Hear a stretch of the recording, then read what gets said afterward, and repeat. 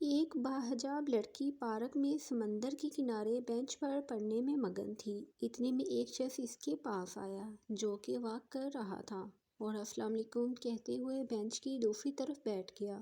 وہ شخص بولا، محترمہ کیوں نہ کچھ بات کر لیں؟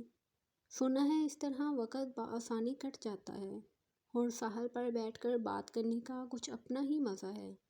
لڑکی نے کتاب سے نظر اٹھا کر اس کی طرف دیکھا اور کہا، ضرور، مگر آپ کس موضوع پر بات کرنا چاہیں گے؟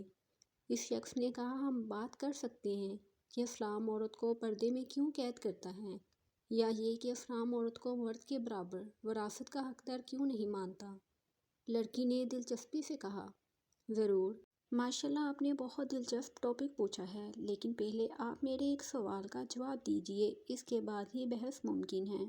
اس شخص نے پوچھا، وہ کیا بات ہے؟ لڑکی نے کہا، گائے، گھوڑا اور بکری ایک سا چارہ یعنی گھاس کھاتے ہیں، لیکن ایک سا گوبر نہیں کرتے، ایسا کیوں ہے؟ اس کی کیا وجہ ہے؟ وہ شخص اس سوال سے چکرا گیا اور کھسیا کے بولا، مجھے اس کا پتہ نہیں۔